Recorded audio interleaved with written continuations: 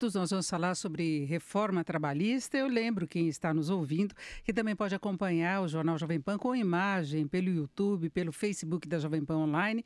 E nós estamos na linha agora com Almir Pazanotto, ex-ministro do Trabalho, ex-presidente do Tribunal Superior do Trabalho. Doutor Almir Pazanotto, boa tarde. Boa tarde, Denise. Bem, no próximo mês entra em vigor as novas regras da área trabalhista a partir da reforma e nós temos ainda uma certa confusão em relação ao que poderá acontecer efetivamente, como vai ser aplicada essa nova legislação e tem a questão em aberto dos sindicatos. Eu gostaria de começar a falar com o senhor exatamente sobre isso. Sindicatos e centrais sindicais estão tentando se adequar à possibilidade de perderem mesmo os recursos obrigatórios, porque a legislação não prevê qualquer contribuição obrigatória, é uma negociação com o governo, mas eles falam em perdas de até 3 bilhões de reais. Eu queria saber a sua opinião em relação a essa situação especificamente, lembrando que os sindicatos vão ter um papel importante nas futuras negociações, que vão poder se sobrepor à legislação, não é? Denise, a reforma trabalhista, essa lei que está prestes a entrar em vigor, ela trouxe profundas mudanças em algumas partes da CLT. Uma das alterações mais sentidas pelos dirigentes sindicais diz respeito à forma de recolhimento da contribuição anual, obrigatória para empregadores e para empregados. A lei converteu aquilo que era obrigatório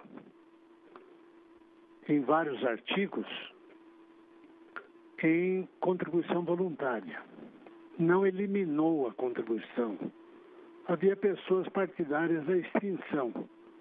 Eu creio que o legislador foi inteligente ao não extinguir, porque reduziu os argumentos contra a lei.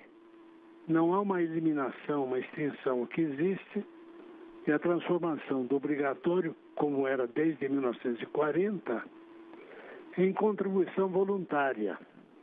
Isto exigirá dos dirigentes sindicais um esforço muito grande para se adaptar a essa nova realidade. Eles se habituaram, eles e os seus antecessores, né? Estavam habituados a receber o dinheiro sem esforço. Agora eles vão ter que mostrar resultado, não é, ministro? Agora ele precisa explicar o porquê do sindicato, que muito trabalhador não sabe. A taxa de sindicalização no Brasil é bastante reduzida. Deverá mostrar por que o trabalhador deve se sindicalizar, ou seja, deve se unir dentro de uma entidade, de uma pessoa jurídica, para a defesa dos seus direitos individuais e coletivos. Agora, ministro, os sindicatos tendem a ter um papel mais importante, como eu disse no início, nessas negociações que vão poder estabelecer novas regras. Que a lei ela implantou um desequilíbrio, porque mantém o sindicato como representante necessário e obrigatório nas negociações coletivas, mas não lhe dá os instrumentos, porque nós sabemos que com essa transformação a contribuição deixará de ser paga. Lá na década de 70, Denise, eu era advogado dos químicos e conversei com a diretoria, falecido Augusto Lopes, para criarmos uma taxa assistencial. Se olharmos a jurisprudência relativa a dissídios coletivos, vamos verificar que essa taxa assistencial foi criada pela Justiça do Trabalho. Na época, o argumento era serviço médico, colônia de férias, né? Tratamento odontológico. E essa contribuição assistencial se espalhou e era paga sem resistência, não é? Ao lado da contribuição legal.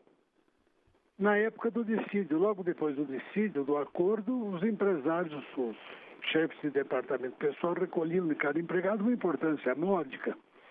E com esse dinheiro os sindicatos se modernizaram, construíram sede, adquiriram veículo, máquinas, equipamentos, colônia de férias e assim por diante. Acontece que a partir da Constituição de 88, prevendo uma taxa para custeio do sistema confederativo, a grande maioria dos sindicatos passou a abusar e a impor contribuições cada vez mais onerosas para os trabalhadores. E aí surge um movimento com o apoio das empresas, porque a elas cabia o ônus do desconto. Né? E aumentou cada vez mais a insatisfação em relação à taxa assistencial, né, que tem vários nomes, e também a contribuição obrigatória. O Congresso Nacional, ele é receptivo à opinião pública. Ele não pode ignorar, porque ele depende, os seus integrantes dependem de voto. Não pode desconhecer aquilo que acontece na sociedade, que a ideia dominante. E fazendo eco a essa rejeição, eles deram essa martelada na cabeça dos dirigentes, porque eles estão sem dinheiro. Agora, ministro, como é que os sindicatos podem convencer a população a contribuir, os trabalhadores? Como é que eles podem se aproximar? Porque a ideia geral que se tem é que os sindicatos até jogam contra os trabalhadores. Eu estou acompanhando aqui os comentários dos internautas e é quase uma unanimidade as queixas em relação ao papel dos sindicatos. Só que eles vão ter um papel importante. E aí, como fica esse processo? Qual seria a sua opinião, para nós já encerrarmos, como o senhor acha que os sindicatos devem lidar com essa situação? Mostrar serviço. Por que a Jovem Pan é tão ouvida? Porque ela mostra serviço, ela atende, ela informa, ela discute, não é? O sindicato precisa deixar dessa posição, muitas vezes acomodada, que se restringe apenas à campanha salarial, e mostrar serviço o tempo todo. Agora, mostrar serviço não significa declarar guerra ao empregador. Significa discutir as questões, não é? De maneira racional, de maneira lógica, de maneira bem fundamentada. Eu não ouvi nenhuma manifestação sindical, além de uma gritaria na porta da Fiesp, contra a reforma sindical. Não vieram com argumentos, não é? Não vieram, eles não construíram uma argumentação. Estão concentrados hoje na questão da contribuição. Eu defendo, sabe, eu acho que o sindicato deve existir, precisa existir, presta um excelente serviço para a classe trabalhadora, mas isso deve ser demonstrado. Os sindicalistas devem demonstrar, cativar o trabalhador, trazê-lo para dentro da entidade, fazer com que ele se associe e contribua livremente. Porque muita gente defende simplesmente a extinção do sindicato, e aí ficaria mais complicada essa negociação coletiva, né? Seria o único regime capitalista no mundo onde o trabalhador não tem representação. Não pode acontecer. Como é que o trabalhador vai ficar sem as suas entidades sindicais? Isso é uma aberração. A OIT não aceitaria que isso acontecesse, porque, da maneira como a lei foi feita, dá a impressão de que se deseja extinguir o movimento sindical, mas sem uma declaração aberta de guerra. A declaração de guerra está embutida na conversão da contribuição obrigatória em voluntária, sabendo-se que voluntariamente apenas 5% dos trabalhadores talvez contribuam.